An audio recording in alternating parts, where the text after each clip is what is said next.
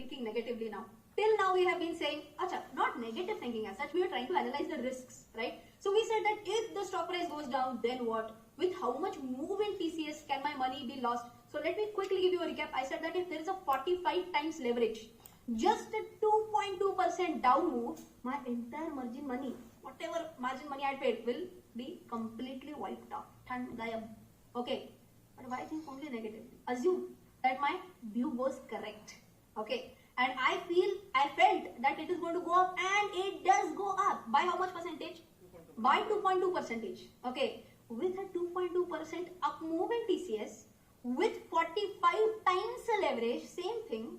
Now my margin money will double. Now did you understand why I use the word two-edged sword?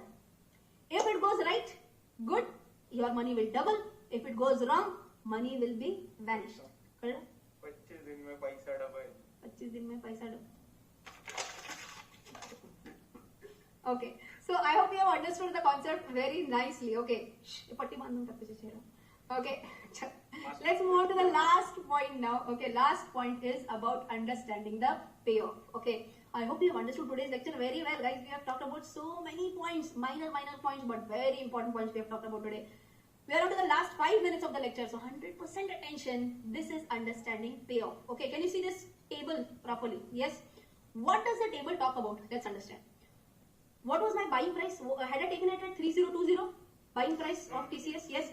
Assume that on 20th June, my market price, I can say, on 20th June, market price remains at 3020. What will be my profit? Tell me. Zero. Will be zero. My buying price. We are ignoring taxes. We are ignoring brokerage. Everything. Okay. If my buying price was 3020 on 20th June, also it was 3020. It's as good as no profit, no loss. Okay. That is a break-even. Break-even point kind of a thing. Okay.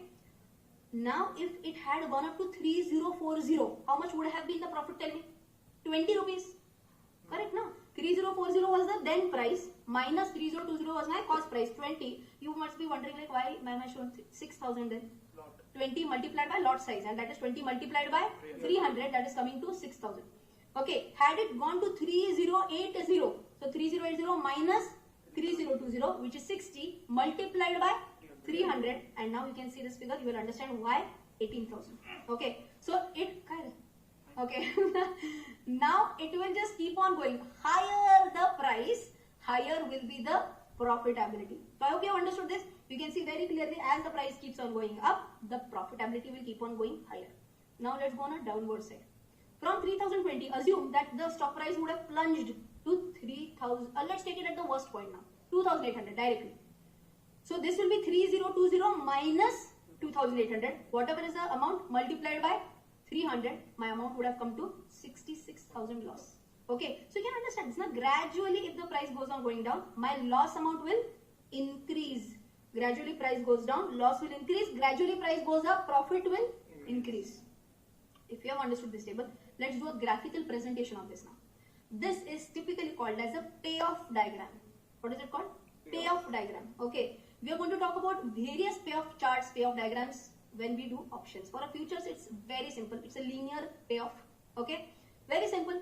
You can see that DEP line, zero wala line. Zero wala line is what? Cost price, selling price is same. Okay, no profit, no loss scenario. If my selling price or the market price on 20th is below zero, I will be in the red zone. Okay, why red zone? I'll be in losses. Okay, and if my price on 20th is above my buying price, I will be in which zone? I'll be in green zone. Okay, so it's absolutely linear movement you can see here. That's why I said now, if my price goes on going up, my profit will keep on going up. If the price keeps on going down, my price will keep on going down. I hope you have understood very clearly as to what is a payoff chart.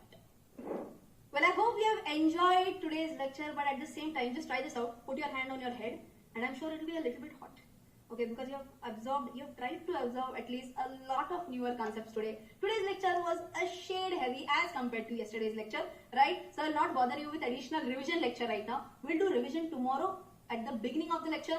But what are we going to cover in tomorrow's lecture? We are going to talk about the concept of margin more in depth, and we are also going to understand two very important terms, which are your initial margin and your mark-to-market margin. But all of that coming in tomorrow's lecture. Till then, take care, Jai Hind, and bye.